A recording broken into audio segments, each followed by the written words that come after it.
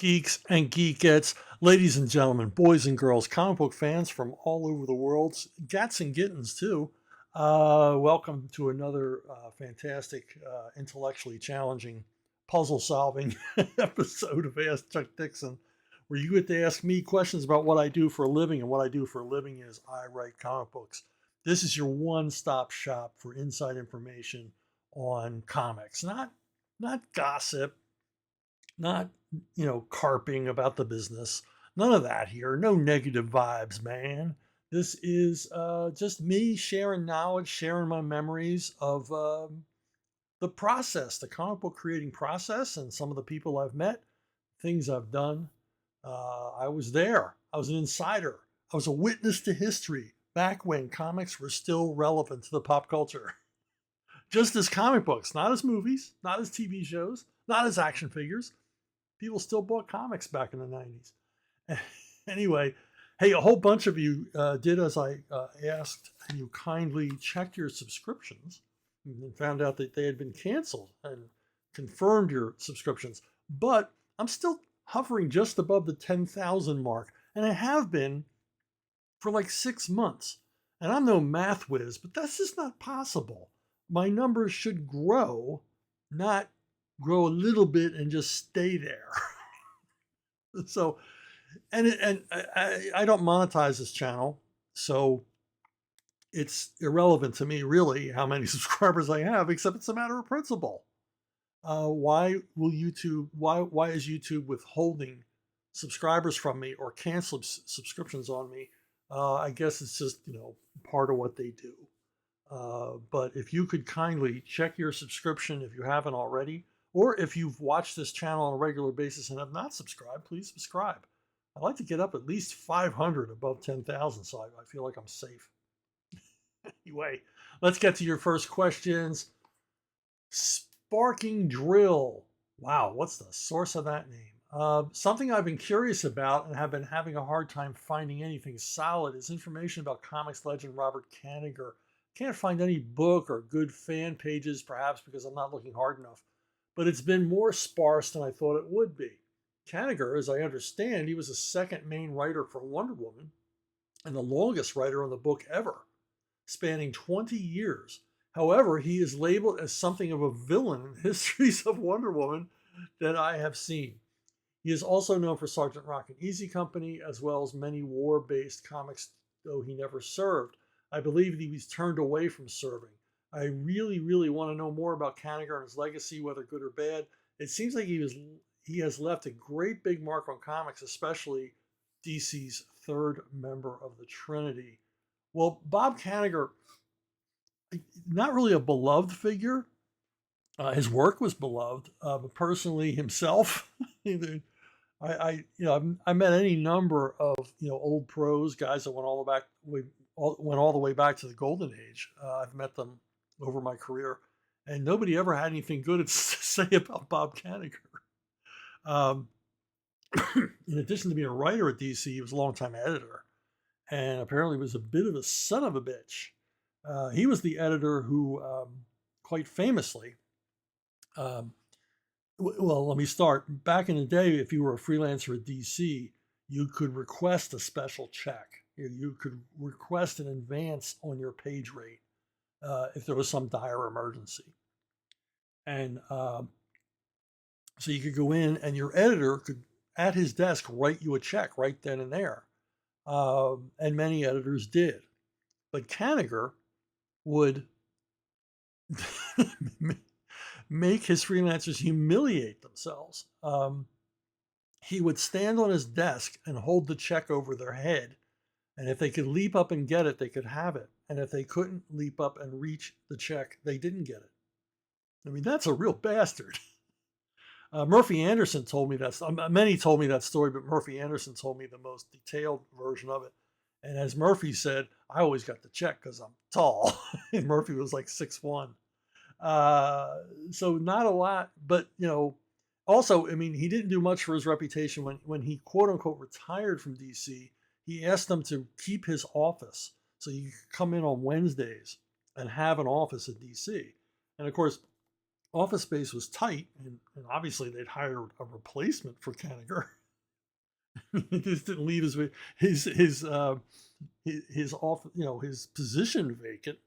So they hired this young guy who took over Kainiger's office and didn't change anything. He kept it the way Kainiger had it.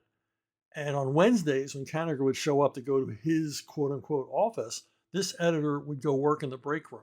He would keep up the fantasy that Bob Kainiger still had an office.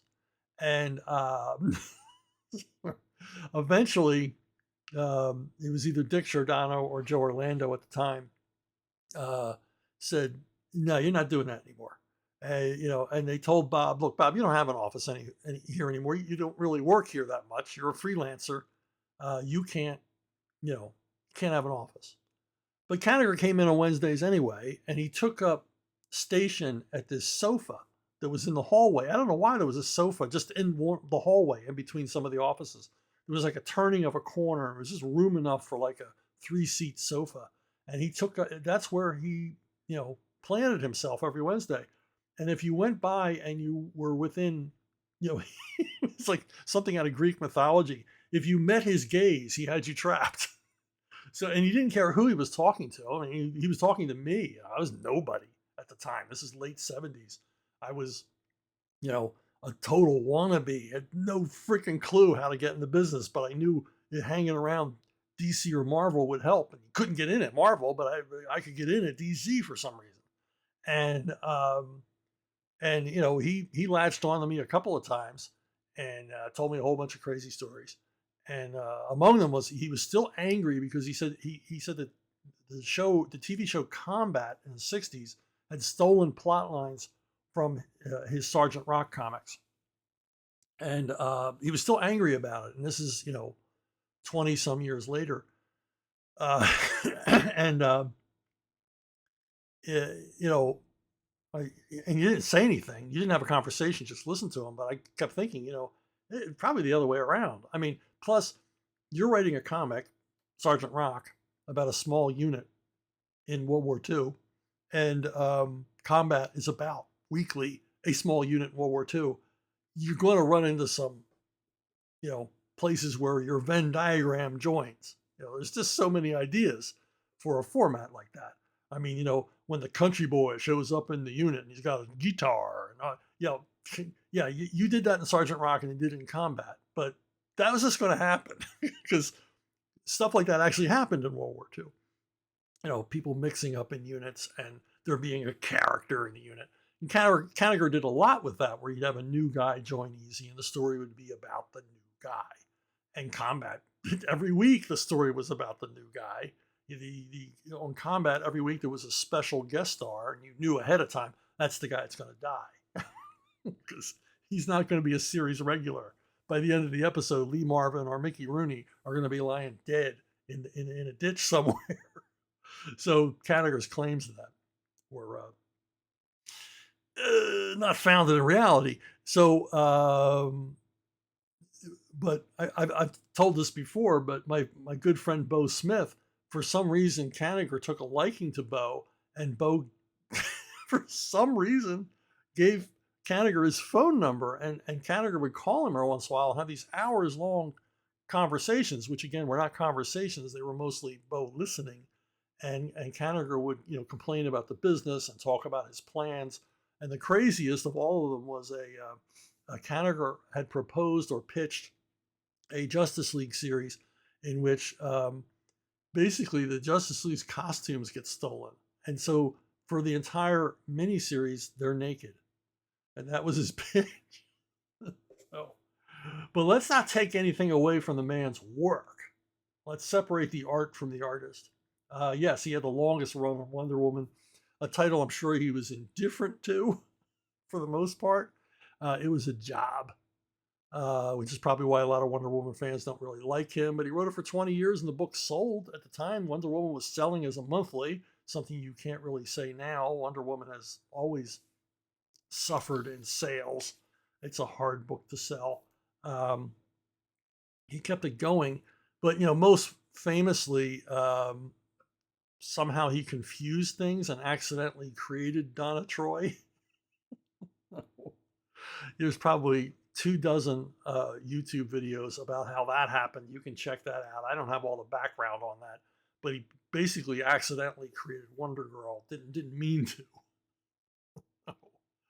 But for me, Kainiger, it'll always be the war comics. I love the war comics as a kid. I still love them.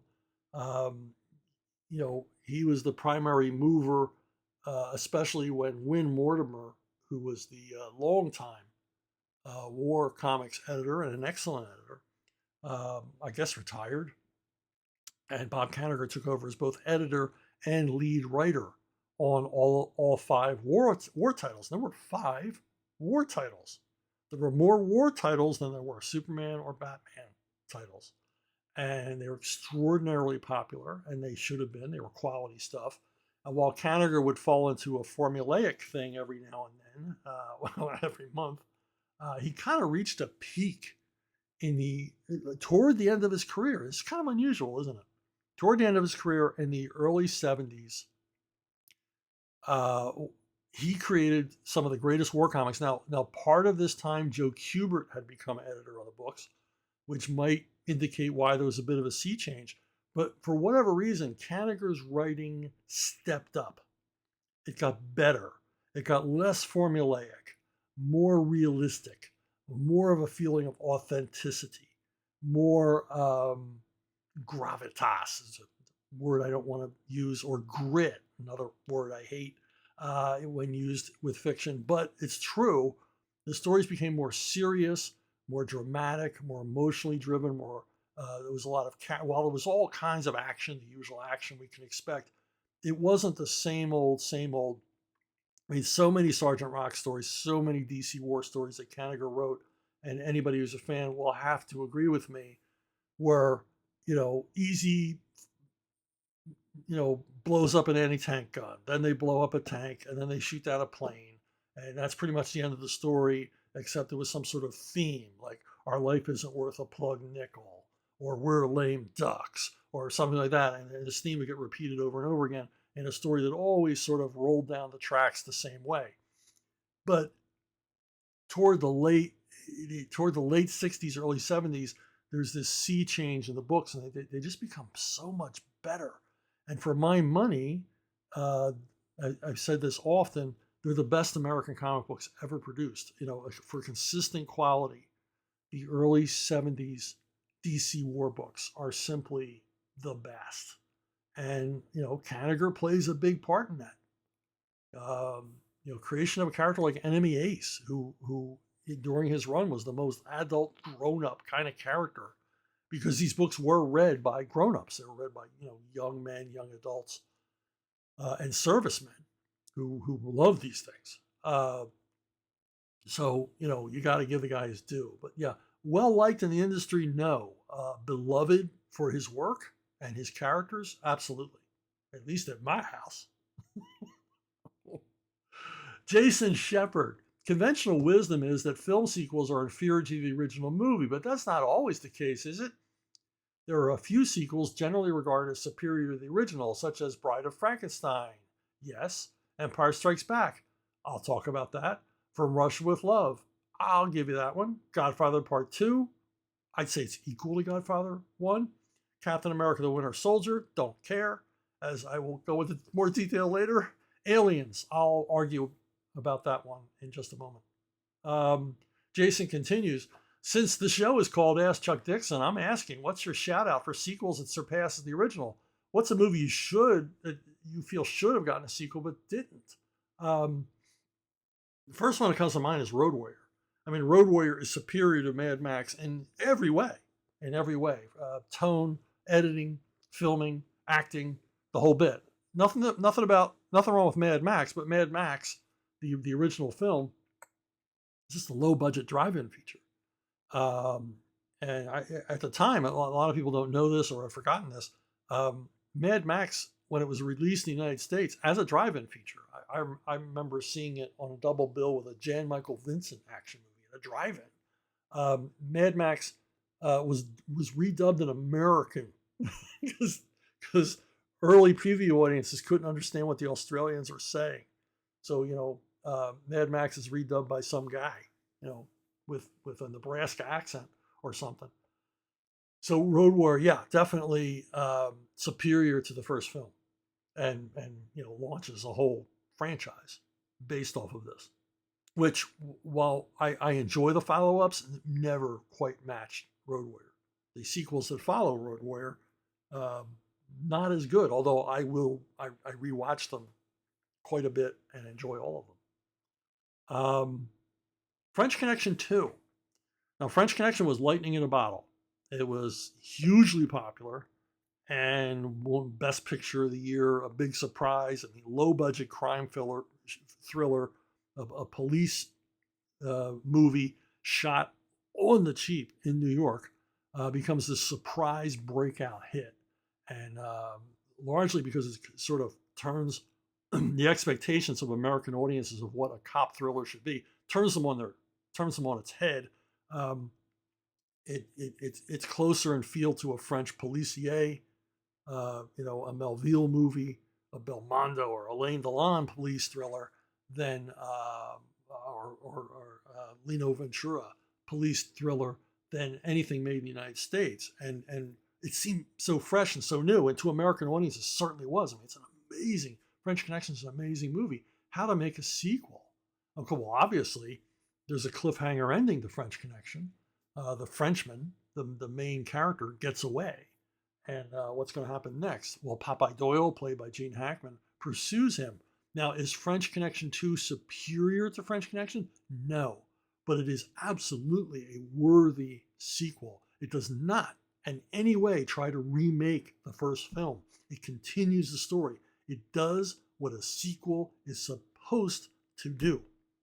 It doesn't try to imitate the original. It expands on the original, and it has a great action set piece that is entirely different than the great action set piece of French Connection. That classic legendary car chase is replaced by a gun battle in a dry dock at a shipyard that is quickly flooding, and it's a terrific sequence. But what's most special about this movie is Hackman's performance. He was always good. Gene Hackman always delivered, but his performance is amazing. He plays a junkie. He doesn't play a junkie. He plays a cop who gets turned into a junkie. When the Frenchman captures him, he doesn't kill him. He hooks him on heroin in a harrowing series of scenes that obviously are supposed to take place over weeks of time, leaving Popeye Doyle just a waste-away, a junkie. All he can think about is his next fix. And the Frenchman has exacted the most painful, most horrible revenge on his enemy he can possibly imagine. He's turned him into the thing he hates. And also he's made him weak and dependent and grasping. He's taken away everything away from Popeye Doyle. And the performance of Doyle going through withdrawal is just freaking amazing. It is a fabulous. I don't know how much of it was improv, how much of it was in the dialogue. It is a terrific performance and not to be missed. So this is a worthy sequel, not superior to the original, but certainly worthy of being a follow-up to a great film. It is in itself a great film. It would have been a great film even as a standalone if it had not been a sequel, had been an entirely separate project. This would be just an amazing movie. Now, I have some unpopular opinions. I think Jurassic Park 3 is superior to the first two Jurassic Park movies. Certainly the second one. That second movie is, I can't even get started. I'll spend 2 hours talking about it. I don't like the first Jurassic Park movie. I mean, I like it, but I don't like it because it takes the theme of the novel and completely reverses it. It's soppy and sentimental. It's a Spielberg movie. It's too long. And the second one is even longer and much too long. And here we get to the third one. No, not Spielberg. And it's kept below 90 minutes. It's a monster movie. It's the Jurassic Park movie I wanted to see. It's under 90 minutes, unapologetic monster movie. That's all I want from these things. I don't want to be lectured about, the nature of life or whatever. I don't want any, thinly veiled ecological messages, about the environment or anything else. I want a monster movie, and that's what this is. And uh, uh, my fellow collaborator on comics, Rodolfo DiMaggio, he worked as production artist and storyboard artist on this movie. So I got to hear a lot about this movie while in production. And boy, was I excited to see it. Of course, the finished version was watered down from what Rodolfo told me. He sent me some storyboard sequences that were, I mean, an A-10 warthog strafing the jungle to kill the Spinosaurus. That's how the film was going to climax. And when Spielberg heard about it, he's like, "You can't do that. You can't show people shooting dinosaurs." What a wuss. Uh, it's like, his whole idea of life will go on. These creatures are extinct. They deserve to be extinct. They need to be extinct. They can't even exist properly in our current environment. This planet is not for them anymore, Mr. Spielberg. They're not, some endangered species. They are an extinct species. They are extinct for a reason. Oh my God. Okay. I promised I wouldn't go on. Aliens. Aliens is not superior to Alien. Alien took the, it was pitched as a haunted house in space. It takes the 50s monster on a spaceship trope and turns it to art. It's amazing. Alien is an amazing film in every single way, from the performances to the tone to all the rest of it.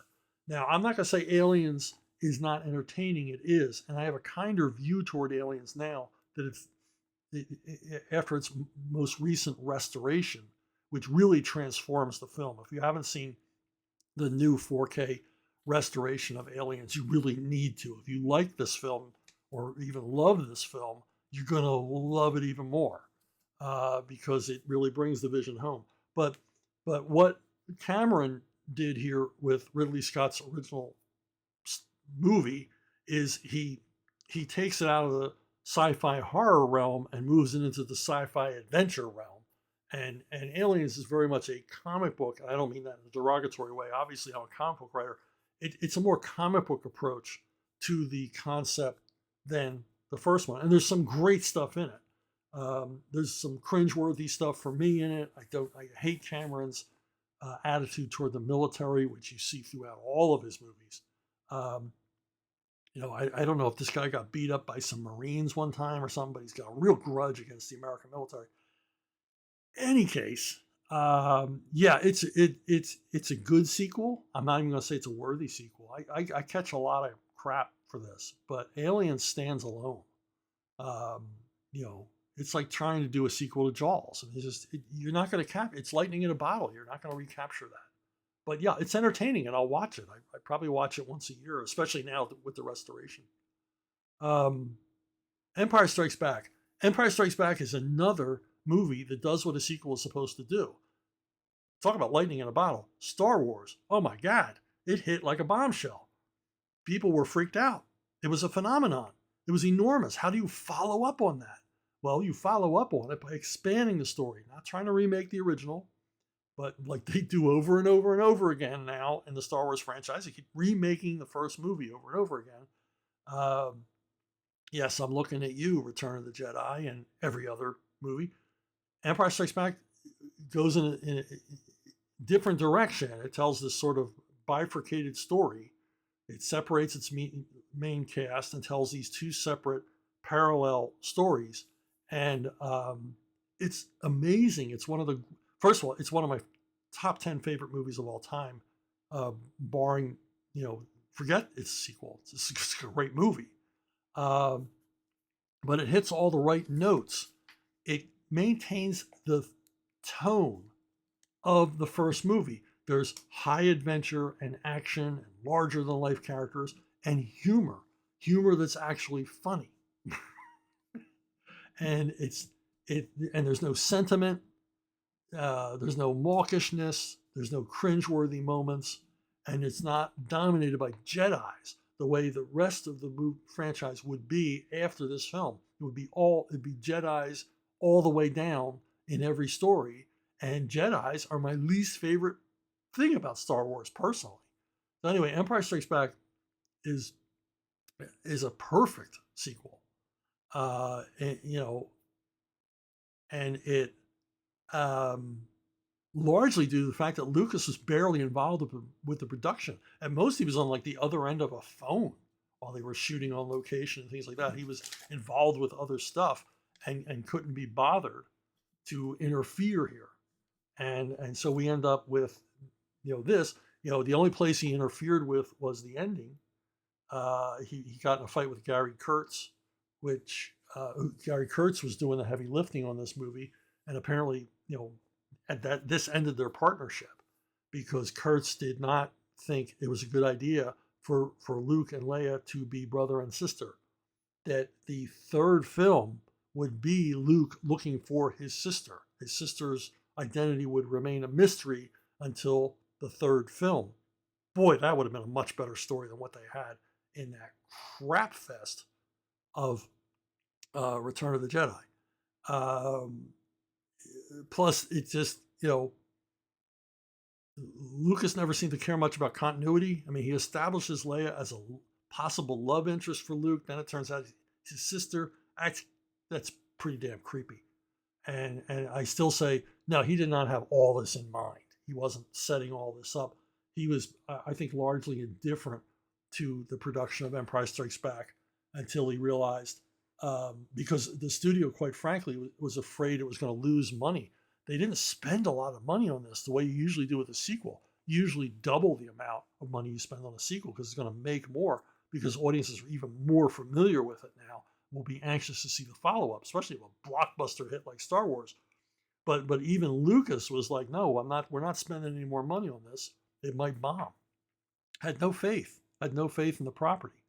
And of course, he was proven wrong. And when he saw the money it made, he wanted to be more involved from that point on. He wanted his name all over it. So there you go. Sorry, Mr. Lucas, but that's the way it goes. Now, a movie that I might potentially have wanted to see a sequel to is one of my favorites, The Hot Rock, but I'm glad it never got one. Because The Hot Rock is a early 70s crime caper comedy based on a novel by Donald Westlake, one of my favorite writers. And it's about a bunch of thieves who just can't seem to get out of their own way. Every day is a bad day for these guys. They just have a bad run of luck, and they have to keep stealing the same precious gem over and over and over again in various ways in a totally deconstructed plot line that largely follows the plot line of the novel. Why wouldn't I want to see a sequel? Why wouldn't I want to see this great cast back together for another crime caper comedy? Well, largely because you probably couldn't get them back together. And I wouldn't want to see another story of the Dortmunder gang, which is what this was. I wouldn't want to see it with any other cast. You're never going to get Robert Redford back for a sequel. The man's never done a sequel. You wouldn't even do a sequel to The Sting, no matter how much money they threw at him. And George Segal's career had taken off, and you weren't going to get them back together. You probably weren't going to get the director back together. Peter Yates was very much in demand for films. And most importantly, you weren't going to get William Goldman back together with the cast, the screenwriter. And he really, Westlake's novel is terrific. It's funny, it's fast paced, but Goldman really brings it together here. He really is the magic glue that really turns the novel, an excellent novel, into an excellent movie. That's a whole different process. And, while I would love to see more Dortmunder gang movies, and they have made them, and they've all generally been awful and miscast, I don't want the original experience of seeing Hot Rock ruined by a crappy sequel. We all have favorite movies that were ruined by sequels. Highlander, The Matrix. You don't want that initial experience ruined. I'd rather Hot Rock stood alone. If that makes any sense at all. So yeah, I can't think of a movie that I want to see a sequel to because I don't want that original experience ruined for me. Kenny Todd, you've talked about the Iron Ghost miniseries and the three-part Legends of the Batman story. Um, I was fortunate enough to find them both and read them a few days ago. Wow. On the Iron Ghost, did you toy with the idea of not revealing who he was? Has that ever been a consideration in any of your stories? Iron Ghost is a series I did early 2000s, created by me, Flynn Henry, and Sergio Cariello. It's about basically a pulp figure, a shadow type character uh, in the final days of the Third Reich. In the months before Berlin is to fall to the Russians, this guy is going around with a matched pair of very special Lugers and murdering Nazi officials. Uh, and there doesn't seem to be a pattern or anything else, and no one knows who he is. It just seems like a random series of serial crimes that the Berlin police must work to solve. And of course, there's a whole idea Berlin's going to fall. It's a bad time for the Germans. Obviously, the Russians are on the way, and the the irony of trying to find a murderer in a city where thousands are dying every day from bombing and the rest of it. I really like that bitter irony and also doing a masked vigilante whodunit. No, I never thought of not revealing who he was because I wanted this to be a complete story. And of course, finding out who the Iron Ghost really is does not preclude there being sequels and continuations, which I would love to do someday. Sergio and I talk about continuing this series all the time, and I do have a bunch of ideas. But it will be for another day. But no, I did not. I did not consider not revealing who he was because I wanted to, have a payoff for the reader. And I didn't know if this would ever continue, and it's been 20 years, so it has not continued. So I'm glad I made the decision I did, and and basically gave you a resolution to what amounts to a whodunit mystery. So there you go. MB. I am based in Melbourne. That's in Australia, folks. And I write and draw a self-published comic about Australian-based superheroes called the Down Unders. My question is, other than online promotion and doing local conventions, how would I be better suited to promote my comics to other potential interested readers? I recently released 2 issues of a series, Wombat Man, to much success. So much that I'm busy working on a 3rd issue. The sales are good, but I'd like to reach a larger audience. Well, if you're having success, congratulations. It's a tough business, isn't it? Creating comics is fun. Marketing comics is a drag. I know, you're here asking me, which is, obviously you're making more people aware of this property. Next time, include the link to something. Social media, you got to work it hard, but, I guess it's worth it. But think about old media. You got to have a local newspaper. Maybe they'd want to do a feature on, local guy creates comic. Or maybe you've already done that. But I would suggest if you haven't done it, contact your local newspaper. Even if it's your local, what we have here in the United States, penny saver newspapers. Basically just some columns and a whole bunch of coupons. But, people read them by the thousands. So if you can get into local media or local radio stations, here's a little secret about newspaper business and radio broadcasting. They're always looking to fill space. They're always looking to fill time. And a nice, cute little story, local man makes comic book, especially since you've been successful. If you've been, sold beyond the break-even point, you're doing good, and you could make more people aware of it, and it's worth a shot. Why not? And I assume, I assume they have comic book shops there. Have you done appearances as well? I'm sure you've thought of a lot of this stuff, but this is, I'm basically talking to everybody here. You got to think of everything. I've done local radio. I've done, newspaper. In fact, I'm going to go off on a tangent because why not? When I was working on the comic book Evangeline, I got contacted by a local radio station. And this was up in Reading, Pennsylvania. and they wanted to talk to me about the comic book. And I'm like, oh, great, some promotion outside the comic book business. And the guy who was going to interview couldn't have been nicer. Oh, I love the comic; it's so interesting and innovative. I really enjoyed it. Blah blah blah blah blah. And then okay, and we're going to put you on the air. We're going to talk for about 3 minutes and blah blah blah. So okay, great. So I'm on the phone waiting to be cued.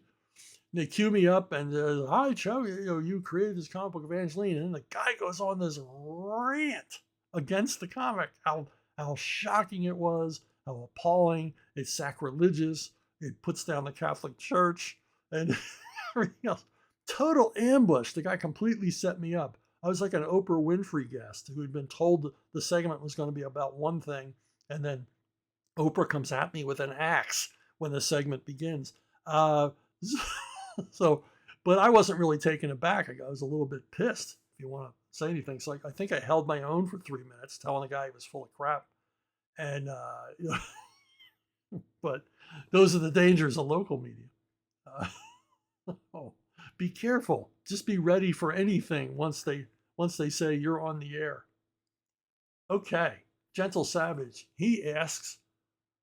Also, we had another question, but I skipped it. Sorry, Gentle. Also, has there ever been a character of yours that you found it difficult to come up with a unique personality for them to have? Not really. I kind of bake that in when I'm thinking of the character. I don't really get started until I've got, a hook, something interesting about them, or at least they're alive in my mind, if you know what I mean. They have a personality in my head. But one place where this question would apply. When I created Winterworld, I created Scully, and Scully is a trader on the frozen wastes. He drives around this big vehicle, at least at the beginning of the original series, and he just looks for ways to survive. He finds things that he can trade for other things he needs, and he's a loner and he's tough and everything else. But we really don't learn much about him. We learn about him in relation to Wynn, the young girl he finds and basically takes on as a ward or a partner or whatever. He basically doesn't really adopt her because she's tough. She stands on her own. But they join forces to help one another survive. And we really don't know anything about Scully beyond the fact that at least he had enough humanity left in him to take mercy on this girl and enough, decent human qualities to continue to look out for her, even to the point where they develop a kind of an uncle-niece relationship. I'm not going to say father-daughter relationship, but they become bonded. They become very close and reliant upon one another. Well, when I wanted to write a prequel, basically Scully's origin story, I had to think more about Scully because now he was alone. We weren't seeing him react to Wynn. What led up to the guy who became the character we saw in the comic? And that's what the novel deals with. So it was unusual for me in that I had to rethink about a character that I'd written quite a bit about. I had to rethink, well, who really is he? This, mysterious wanderer of the wastelands. What's he all about? What drives him? Why did he react to Wynn in that way when they encountered one another, rather than in the barbaric way that almost everyone else in these stories reacts? So there you go. Yeah, I did have to think about it at that point. But generally, if I can't think of a personality or a hook or something, or the character doesn't come to life in my mind, I don't write about them. Because I'm like, hey, if I'm not interested in this guy, how will the readers be interested? Gentle Savage again. This was your first question. You should have gotten a twin spin. I'm sorry. I put your questions out of order because what can I say? I don't have staff here. This isn't NPR. Mr. Dixon, when you're writing action scenes in a comic book script, how much do you go into detail? Do you go into, and how much of the fight scenes do you leave up to the artist's interpretation, imagination? That depends on the artist. Now, working with a guy like Graham Nolan, I like blocking out the fights because I kind of see in my head his panel compositions and stuff like that. His strengths. He doesn't have any weaknesses, but his absolute strengths in storytelling and the rest of it. And I enjoy choreographing his fight scenes because it's fun. It's fun. He's never complained. He's never said, "Ah, you got this all wrong." In fact, he got mad at me once because in the middle of a crossover arc that I was doing about the monkey cult, the Brotherhood of the Monkey Fist, I had him do a martial arts battle in the middle of a rush hour traffic, and boy, he wasn't happy with me because he had to draw a lot of cars. But he pulled every tool out of his toolbox to quote unquote cheat as much as he could to get the effect across. There's some great cheaters in comics. Steve Epting is a master cheater. He can get the effect you want across with less drawing. And reader doesn't know it. And even as a writer, I'm like, boy, you are a genius. At the way you know, you sort of change the emphasis here, and you got everything that has to be here, and the impact and everything else of it is there, but you did it so you didn't have to draw as much. And Graham is a master at that, so I sort of challenged him there on that one. Now on Nightwing, Scott McDaniel was so good at action scenes, martial arts punch-ups and chases and things like that were so much a part of the Nightwing stories. And our editor, Scott Peterson, his only demand was that we make every issue a Jackie Chan movie. I would leave the action scenes, the big action set pieces, mostly up to Scott. I would just go, hey, this is where it begins on page 8, and this is where it has to end on page 12, and everything in between is up to you. And then he would just go nuts, and you can see the results. Now, on Way of the Rat, I was working with Jeff Johnson, who's quite the accomplished martial artist himself. Hapkido was one of his disciplines. I think a little bit of Aikido. I can't remember the others. But he was very accomplished at them and very adept and knew his stuff. And so because we were working together at the CrossGen offices, we were able to very closely collaborate. What do you want to do here?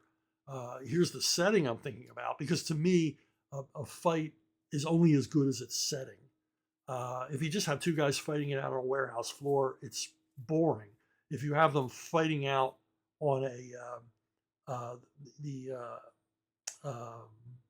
what word am I searching for? If you have them fighting out in an auto factory while robots are building cars, there's a great sequence in a movie called I think it's Black Cat, Hong Kong action film, in which they're fighting in a pottery factory storeroom, and they can't make any noise.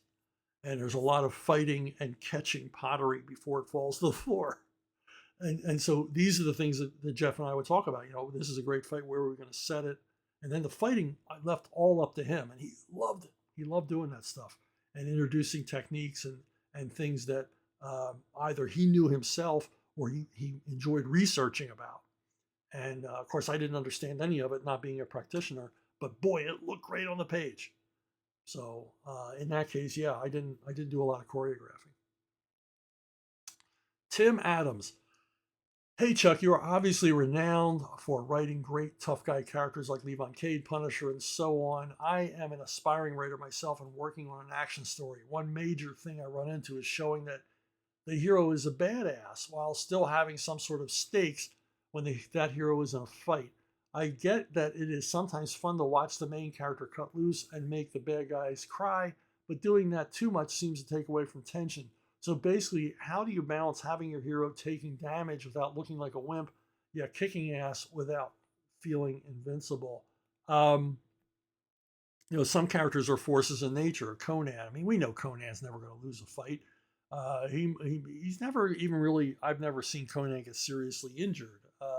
So we're sort of, these are, Conan is like the ultimate wish fulfillment fantasy for men, I suppose women. But he's every negative male stereotype, and he is the ultimate badass, and he's never going to lose a fight, or he's going to die trying. And so it's not important to show, he just is a badass. It's not important to show that he has flaws or weaknesses or anything else. Stakes, yes. Will he lose my favorite Conan story of all time, Jewels of Gwalior, has stakes in it. At the climax, Conan must choose. He can only save one thing. He can save the treasure that he found, or he can save the girl. And the suspense at the end of the story beyond this giant, ape creature killing him and throwing his battered carcass off a bridge. Beyond that is, yes, Conan will win the day, but he can only save one precious item, and which one will it be? And of course, it tells us a lot about his character. So yes, there are stakes, but we got to think that a week later, Conan wouldn't regret either decision. Probably regret not taking the gold, but it's the kind of dude he is. Now, when I created the Horseman for Rippaverse with Joe Bennett, I didn't want him to be like the Punisher or Batman or anything else, even though he's a Punisher Batman type character. He doesn't have any superpowers, relies strictly on being a badass and his skills learned in the military. But I wanted him to have stakes. I didn't want to be the typical revenge story. You killed my mom, I'm going to kill you, that kind of thing. So there is a traumatic event in his past which drives him, but there are survivors from it. And his sister-in-law and his nephew, he looks after them, and he feels responsible for them. And he's got a lot of flaws. He's got a lot of stuff he's working out. He has post-traumatic stress disorder from being in the military. It's very serious. He lost all of his friends in his unit. He's like a sole survivor. He is the Horseman. He is the last guy standing. And he has survival guilt about that, even though he can't articulate it. The other thing is he feels a lack of purpose.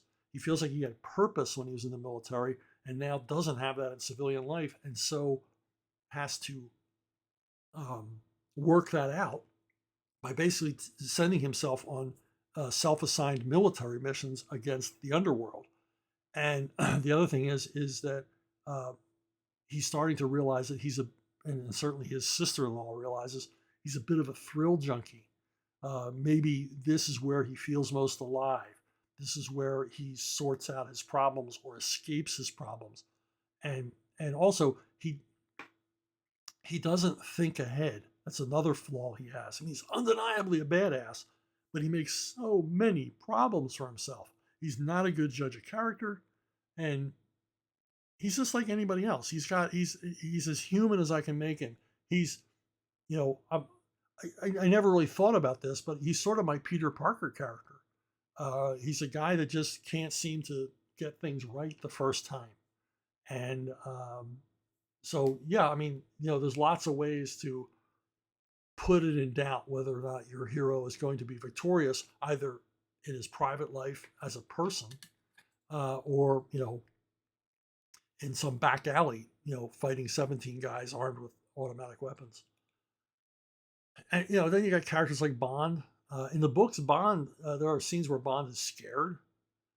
There are scenes where he's worried. There are scenes where he just wants to chuck it all and give up, but not in the weepy way in the last James Bond movie. And, like Conan, we know Bond is never going to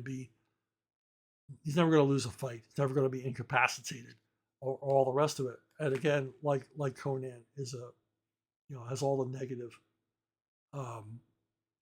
male stereotypes. Batman has a lot of them too.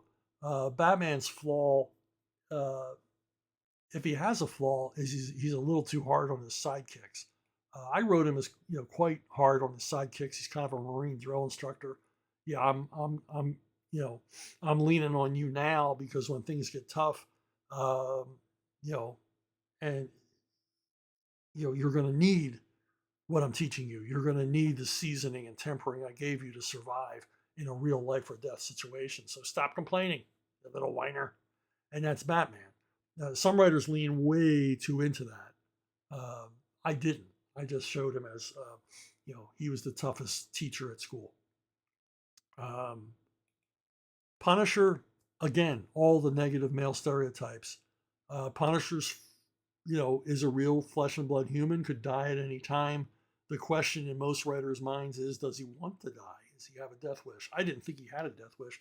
I think he just wanted to kill as many criminals as he could and look forward to dying, old and in his sleep someday. But looking back and knowing that he killed a shit pile of people that deserve to die. But again, his flaws, he's worse than Batman with his associates. He's really hard on them. He just uses them and doesn't seem to care if they die in the fight because it's a war, man. Um, so his flaw is he's become like an unfeeling automaton. To my mind, he's totally self-interested in his war and getting revenge for himself, and that's the way I wrote him. And but then you got other characters. I mean, spoiler is a badass, and we certainly worry whether she's going to make it through a fight or not. She's a girl. It's an underdog. She's not a movie femme fatale, indestructible girl boss type character. I always wrote her as a real girl, vulnerable. Yeah, tough. She's tough in the fact that she'll just never give up. Is she tougher than her opponents many times? No. She gets her ass kicked regularly. But she always gets back up or figures another way around it. Spoiler is all about winning, not about how she wins. And she can take down larger opponents, maybe by dropping something heavy on them. She's tough. She's tough and practical, which has made her perfect partner for Robin when I was writing it, because she looked at the world a different way than he did. She had no ideas of nobility or anything else. She was all about results. So yeah, I mean, you got to make your characters human, and like you said, I love a good beatdown scene. I love to see the bad guy get his butt kicked. I mean, I think that was the secret behind Chuck Norris movies. Most Chuck Norris movies do not climax with Chuck Norris against some other opponent who might possibly beat him. They almost never end that way. Chuck Norris movies end with him catching up with the bad guy and just stomping a mud hole in him. I mean, just beating the living crap out of him. And, no chance. There's no challenge there. But that's what we want, because Chuck Norris movies end with a catharsis of, yeah, I'm the best, I'm the toughest, and you made a big mistake pissing me off. And that's what we love about Chuck Norris movies. And I'm going to go further to say that I'd like to see a lot more of that in movies than what I do see, which is the hero, in the climactic scene, which for me, I love a good fight scene, but so many of these climactic fight scenes, they go on too long. And the end result is never in question. We know the hero is going to survive. We know the hero is going to be victorious. He's going to save the girl. He's going to save the school bus full of kids, whatever. So do we really need this long? So many movies today, action films, be they comic book based or otherwise, they're exhausting by the end, because I just want to see a resolution. I just want to see the bad guy gunned down. I just want to see him thrown off a building or have the crap beat out of him. And I really don't want to see this fight that I already know the conclusion of. It's tedious. There's got to be other ways to end movies. They didn't always end movies like this. So there you have it. Boy, was that a ramble. Jason Shepard again. I am curious what your feelings are towards Marvel Comics Man Without Fear Daredevil. He's a character I like in general sense. There have been some classic Daredevil stories, and he looks cool. Yet I find I don't really connect with him the way I do with Captain America or Batman or Conan. It seems like a lot of writers love to torment him, leaning heavy into the character's Catholic guilt. He's been slapped around more than Spider-Man, and Marvel loves to slap Spidey around. So let's ask Chuck, are you a Daredevil fan? Did you ever pitch a Daredevil story or use him in any of your series? The only time I used Daredevil was in a Marvel Knights series that I did. I think I did 12 issues of Marvel Knights. And Daredevil was pretty much Daredevil and Black Widow were the leader of this loose ensemble of street level Marvel characters. And what I enjoyed most about writing it was Frank Castle giving Daredevil a hard time every time they met. These are both Catholics or lapsed Catholics. But Frank was like the school bully meeting the altar boy every time they encountered one another. Daredevil didn't approve of Frank's methods, obviously, and Frank didn't approve of Daredevil at all. Thought he was just a big wimp. Now, I bought Daredevil when it first came out, and then after Wally Wood, they brought Wally Wood on for 2 issues. I lost interest in the title, and I stopped reading Marvels altogether when Steve Ditko left Spider-Man. So for years, I didn't read Marvels, and strangely, Daredevil was my way back into reading Marvels. Um, I was sick at home for whatever reason, sick a lot as a kid. And one of our neighbors, he was a kid, he had immigrated from Colombia. He lived like 4 doors down from me. Shows up on a Sunday morning with this shopping bag, A&P shopping bag full of comic books. They were all Daredevils. And he said, I know you like comic books. I saw someone was throwing these out. They were in a trash can, and I thought you'd want them. And it was an almost complete 3-year run of Daredevil, which went into the Gene Colan era. And I was like, I know I vowed that I'd never buy another Marvel comic book, but here's the universe telling me I need to read Marvel comic books. Somebody's showing up with an enormous stack of comic books just for me. And so I thanked them profusely.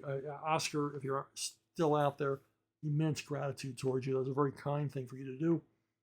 And I, spent like the following week just reading through that run, fell in love with the character, began buying Daredevil, and eventually began buying all the Marvels again.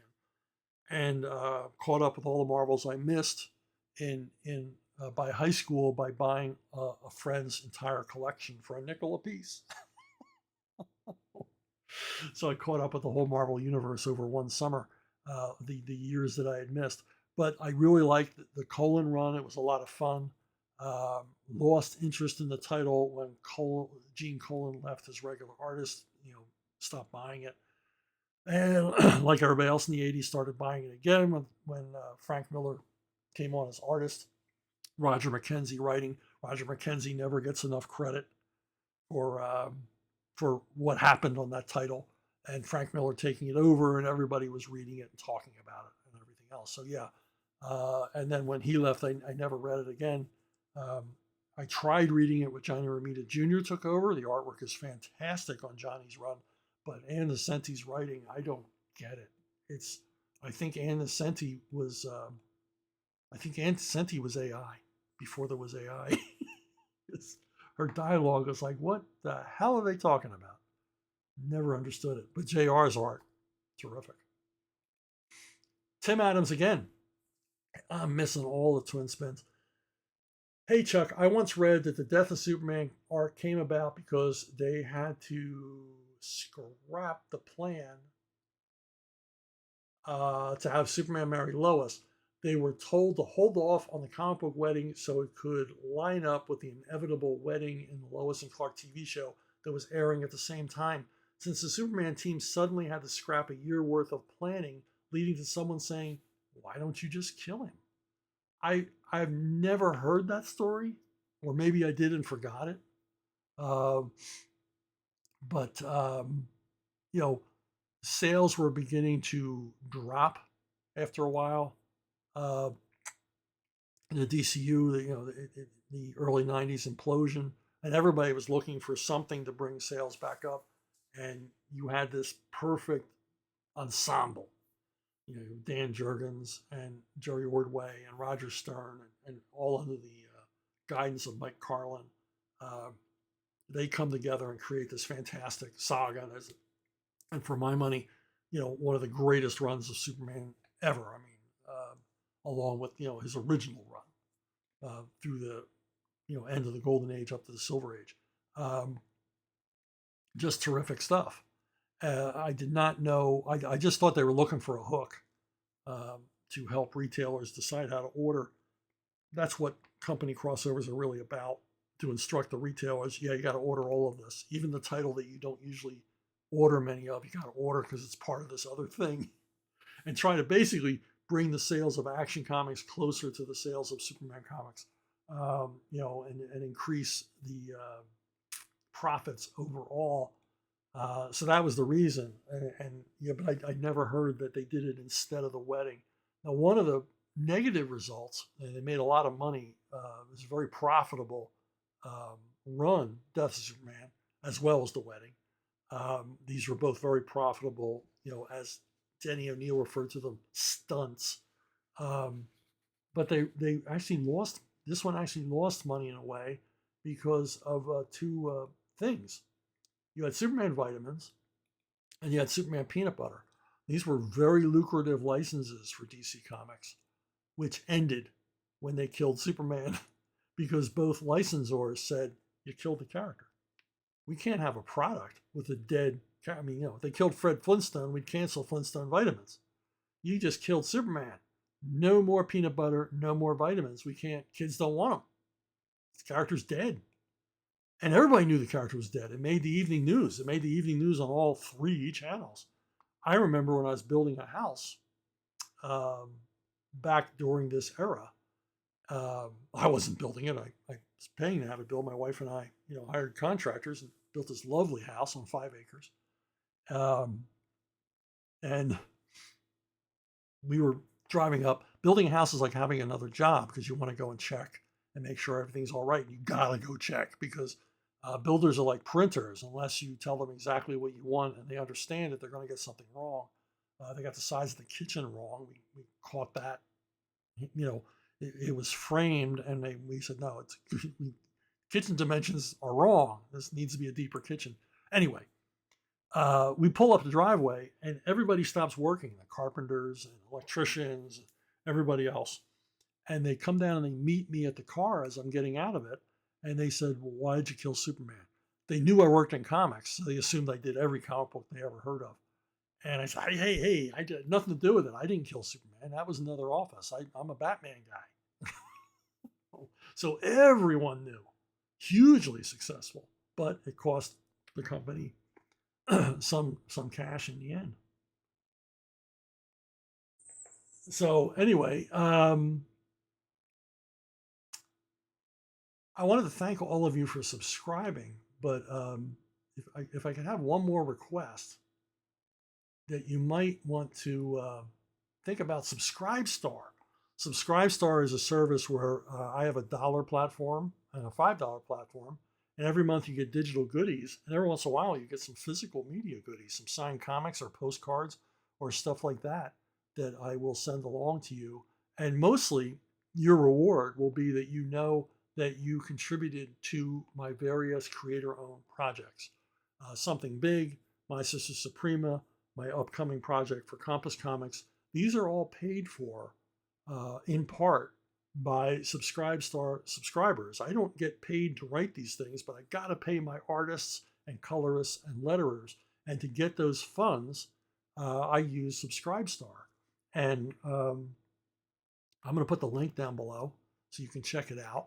But it's, not a lot of people join. It's a small club, but I'd like to see it get bigger. And the bigger it gets, the more rewards I will be able to send out. I mean, for example, everyone who subscribed got a free copy of the My Sister Suprema book. But every month you get, and I've sent out numerous postcards. I sent out a figurine of myself, a role-playing figurine of yours truly. And then every month there's digital goodies with all kinds of unpublished stories. I sent out the treatment for Expendables 2, the treatment that I wrote for Expendables 2 that was rejected. Things like that, little lost pieces of ephemera that you're not going to see anywhere else. And I send them so they can be all yours for your very own. So anyway, that's the pitch. Hey, if you want to get a hold of me, brunobookstore@gmail.com. brunobookstore@gmail.com is the best way to reach me, the most reliable manner of getting your questions to the show. I want to thank you all for subscribing and liking and listening and watching and all the rest of it. And hopefully I will see every single one of you down the road.